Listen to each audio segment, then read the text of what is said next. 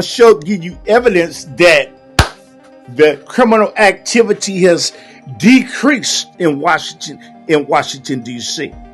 I think that I just showed that, and that's a little blooper. I guess I used it, and I'm going to let you hear what Mayor Johnson has the premeditated goal to say. We do not need the National Guards. We do not need a deterrent to have somebody to think twice about committing criminal activities in Chicago, or to think about pulling the trigger and taking somebody's life, because he's thinking about him, Pritchard too, the governor. He's thinking about the next election, and I can guarantee you that these governors and these mayors, they have security.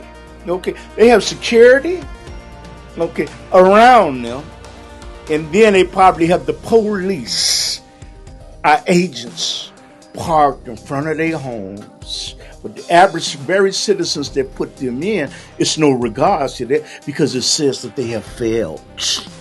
Okay, but I strongly disagree with the Chicago mayor, Brandon Johnson. But I'm going to let you hear about what he has to say in regards to this issue. Trump, just off the rockers. He's exacerbating the problem here. Again, like running amok around this country, shredding our Constitution. He's dangerous. We have seen this before. And inch by inch, he continues to see what he will get away with. I wish it were just a joke. He's one. But it's antithetical to what we're actually working to accomplish here. This is not just about Mayor Brandon Johnson in this moment. This is about one nation that he is working overtime to divide and conquer. And, it is very, very interesting. It is very, very interesting that an individual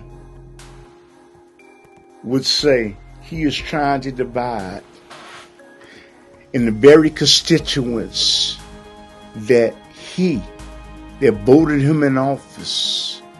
He does not want a deterrent to stop people from possibly committing a crime. He does believe that it is okay for people that came into the country illegally to drain or to take money, a capital from Medicare.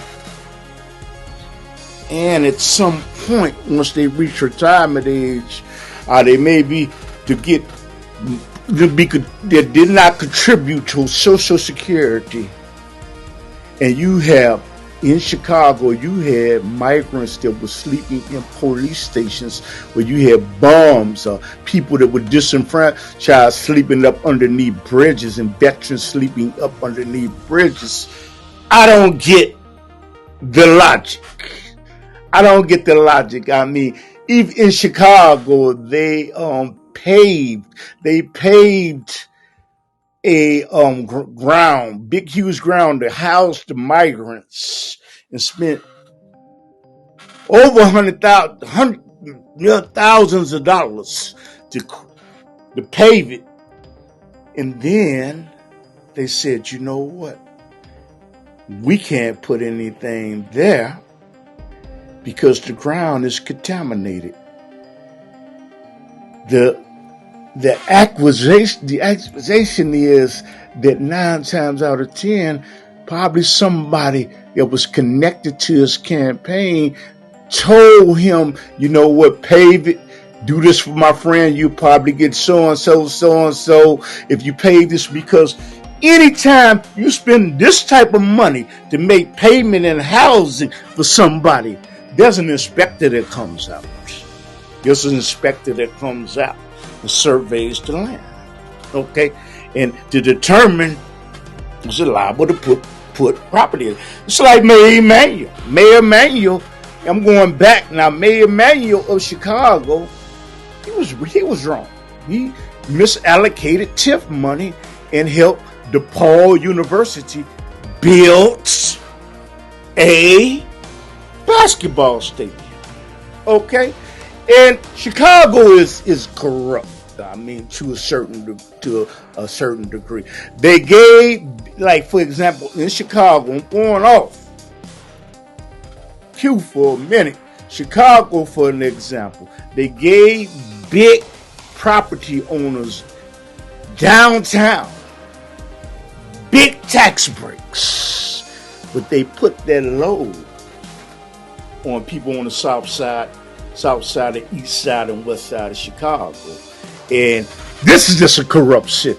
But getting back to Mayor Johnson, I strongly disagree. I oppose it. I don't think it's right. I don't think that it's wrong. What do you think? You think I'm right? I'm wrong? Do you think the mayor's right for having sanctuary city and not letting the gods? I just don't think it's right. But you know what? I got another video to go to, and you know what? If you're liking this, please, you know what? Please, it would help the channel if you press the like button. You leave a message, because what happens is, it sends a message to the internet algorithms. Okay, give them a little massage, and it tells people, you know what, this is good content. Hey, we're gonna go ahead and recommend it. I do a show called The Underground Railroad. It comes on every Saturday night at 10:30 in Chicago on Channel 19 at 10:30 p.m. But the link to the channel will be in the description. So no matter where you live, you can see the Underground Railroad, but you can see us 24 hours a day, 7 days a week on this YouTube platform. But getting back to this, it's something that is going on in the United States. Something that is going on, and these are things that, like I said, I want to get a guest on to talk about it, because, like I said, I have very strong feelings, and you know what? But what I wanted was a Democratic's view of what do they think about the Trump administration and his policies. Okay, and there are people that have hard feelings in Chicago, pretty sure in New York and California too. But what happened is, I'm going to play the video and then I'm going to get out the way. There are people with hard feelings. Okay, I'm going to play this. Help! Help! Get rid of the illegals, and that'll take your money right back. You're a criminal. Why do I got to address you? The feds need to address you. DOJ need to address you, and hopefully Donald Trump will address you, because you're going to protect the undocumented, while you're going to allow for the citizens in Chicago to suffer. Oh, come on. You leave that loser where he is. He's a loser. He's a loser.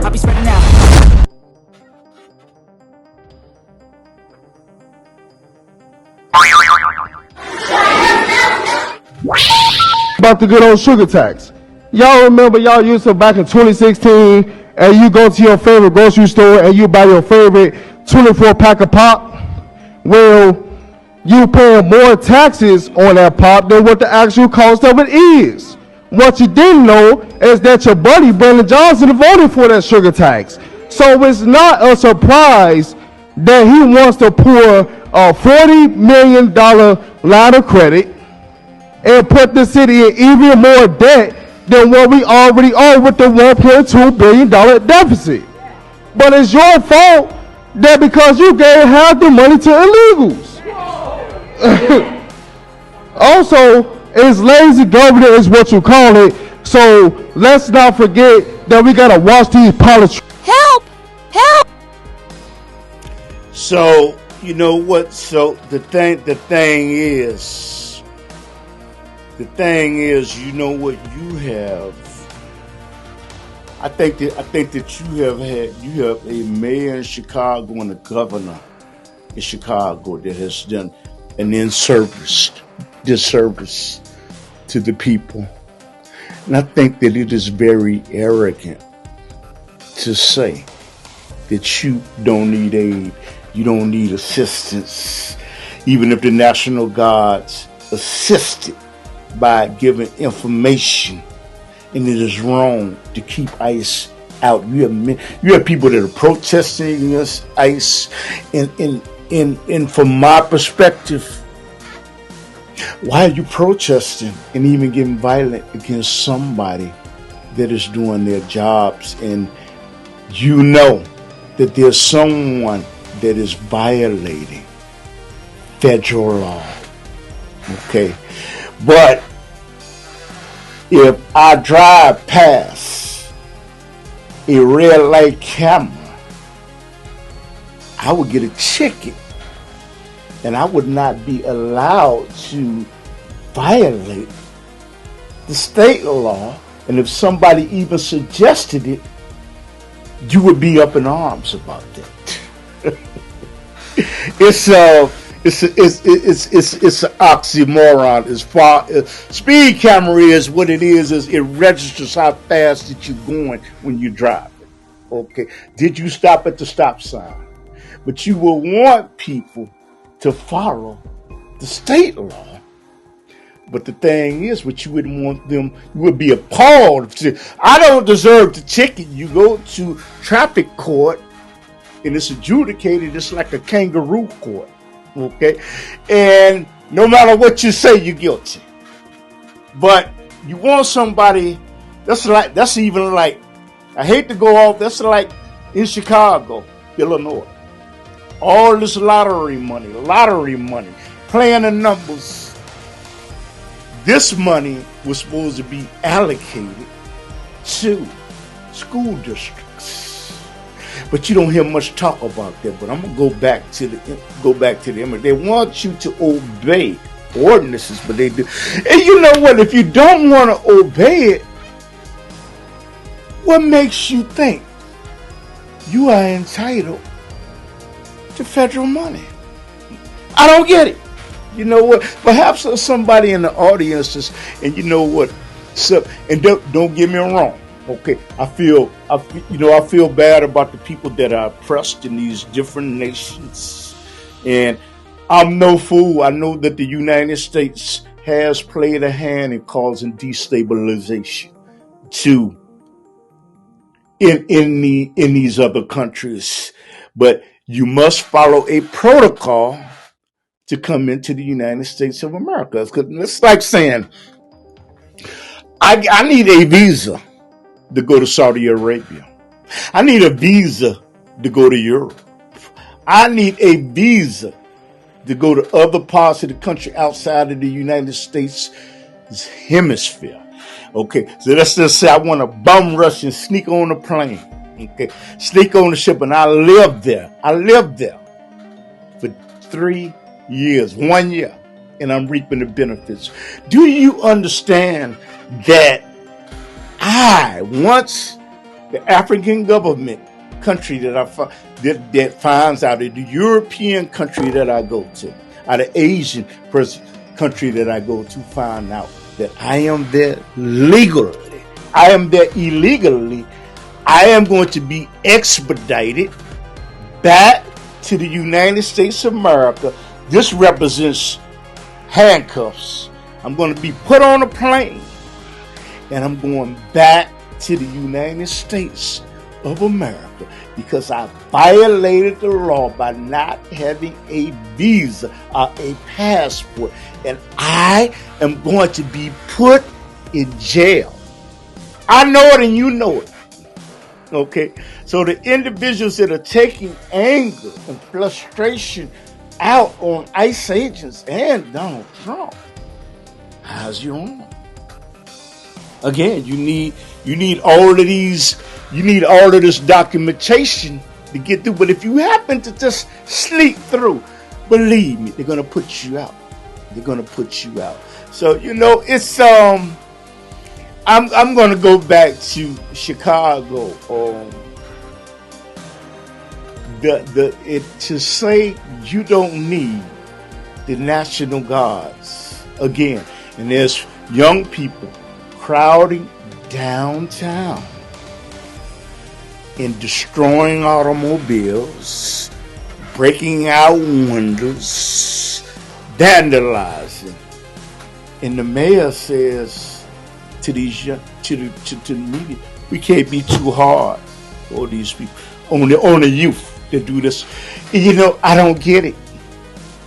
And in Chicago, I'm pretty sure New York too, and California, there's curfew law that has been in effect since I was a little boy that has not been adhered to. It's not being obeyed. What does this say? What does it even say about the mayor before Johnson, Brandon Johnson, the governor before J.B. Pritzker, who it's assumed he will run for president of the United States? I wanted to show you the recklessness that takes place in Chicago. And you know what's interesting about Chicago, New York, and California when these things happen? You don't even hold the parents accountable for the actions. I don't get it. But you know what? I'm going to play this and... Oh, go ahead. Help! Help! Chaos on the streets of Chicago over the weekend with large groups gathering downtown. Joni has more now on how local leaders are responding. Chicago police have been directed to strategize how they're going to deal with incidents like this as summer approaches. The rowdiness and violence that happened downtown over the weekend shocked people, and it's been seen all over the world on social media. Hundreds of teens and young adults were seen running in traffic on Michigan Avenue in the Loop, jumping on vehicles and smashing windows. Saturday night, 2 teens were shot. A 16-year-old in the arm, a 17-year-old in the leg, both taken to Northwestern Hospital. Police were trying to respond and escort people to safety, but drivers were trapped, and one woman told our Dane Flacco that her husband was driving their car and he... Help! The grandfather was doing.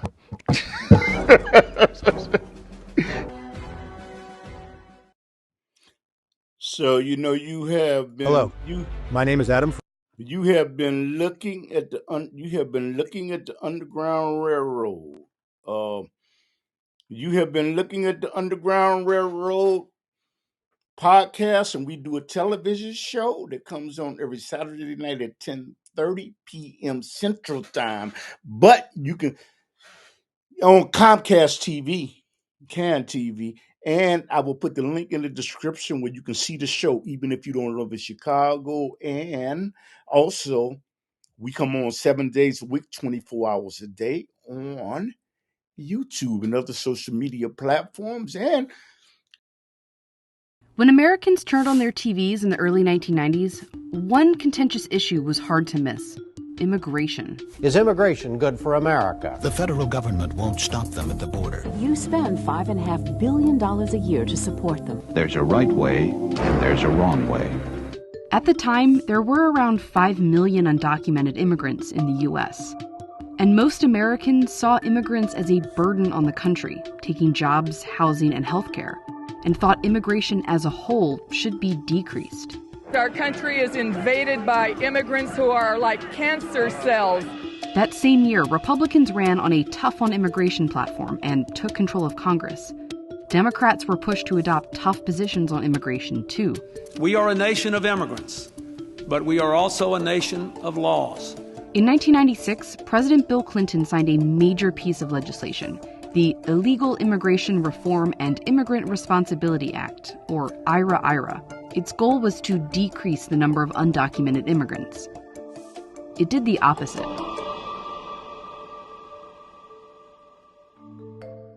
Before the 1990s, undocumented immigration into the U.S. looked very different. For one, it was usually temporary. People used to go back and forth across the border. Some albums from the mall. They wouldn't be deported. Over the next 20 years, they never commit another crime. But after 1996, they could be deported because of that old misdemeanor. And not just if they were currently undocumented. This applied to immigrants with lawful status, too. And previously, an immigration judge could decide if the deportation should even take place. Now things were a little more automatic. Ignoring the fact that those deportations would be extremely harmful to U.S. citizen children or to spouses. Deportations skyrocketed, and IRA created the framework for future laws that further expanded reasons people could be deported, especially after 9/11. But IRA also made another huge fundamental change in the U.S. immigration system. One of the aspects of the 1996 law that is particularly strict and I think in many respects inhumane is the so-called 3 and 10-year bars. Those 3 and 10-year bars made these legal pathways nearly impossible to obtain. They work like this. Anyone who's been undocumented in the U.S. for 6 months and wants to gain legal status first has to leave the country and be barred from returning for 3 years. If they've been undocumented for more than a year, they're barred for 10 years. So if they want to get lawful status through a job, they first have to leave the U.S. for 10 years. Or through their brother, leave for 10 years. Or through their spouse, leave for 10 years.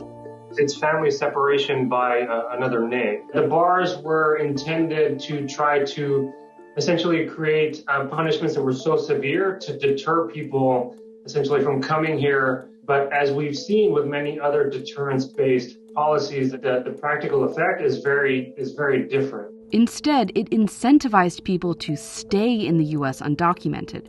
Before IRA, Mexican immigrants who came to the U.S. unlawfully were about 50% likely to return to Mexico within a year.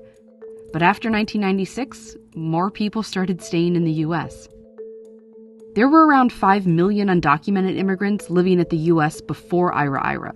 Today, it's at least double that. And we are somehow surprised by this outcome. This is of our own doing.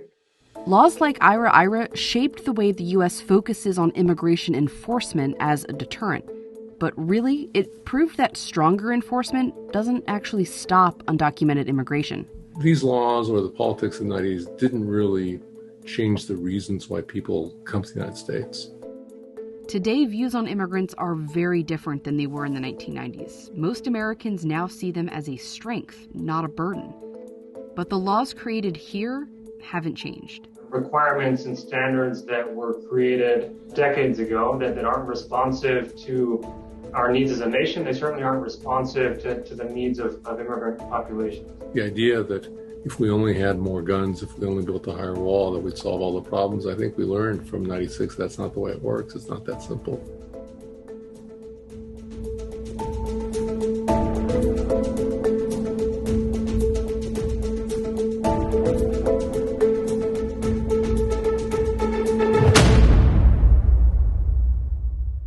What your grandfather was doing. Any message for your grandchildren? Great.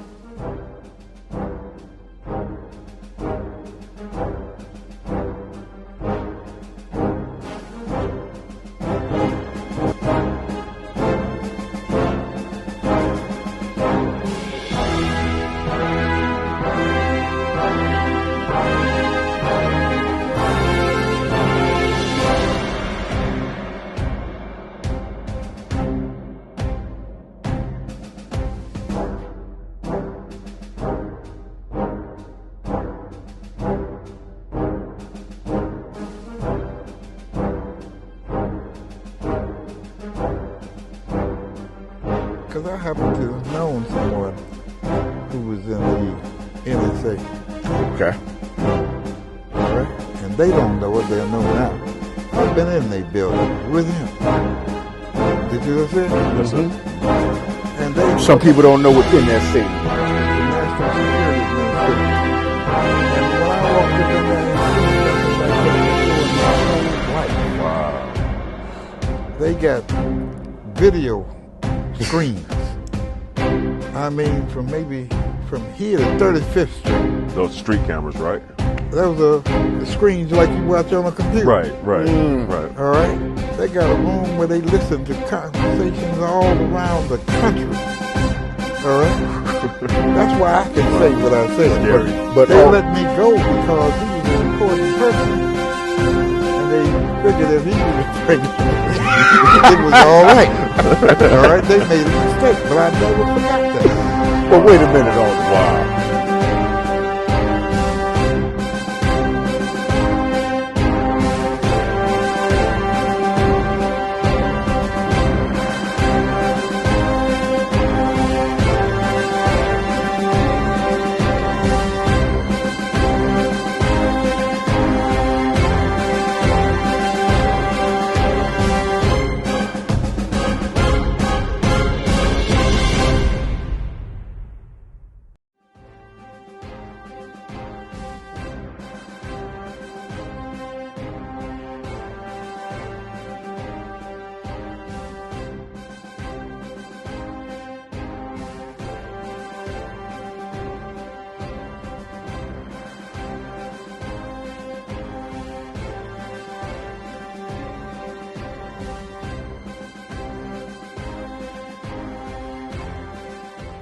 Any message for your grandchildren?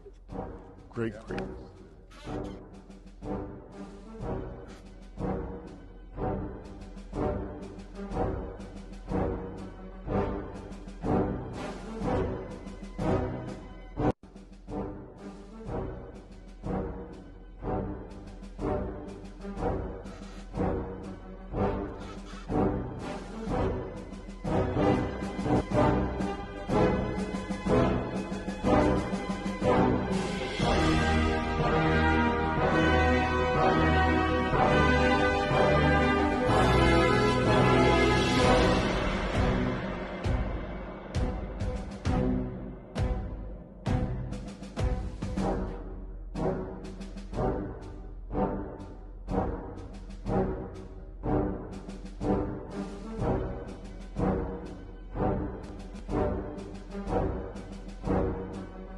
Because I happen to have known someone who was in the NSA. Okay. All right? And they don't know what they'll know now. I've been in their building with him. Did you see it? Yes, sir. And they, some people don't know what's in that city. National Security Administration. And when I walked in there, wow. They got video screens. I mean, from here to 35th Street. Those street cameras, right? Those are the screens like you watch on a computer. Right. All right. They got a room where they listen to conversations all around the country. All right. That's why I can say what I say. But they let me go because he was an important person, and they figured if he was pregnant, it was all right.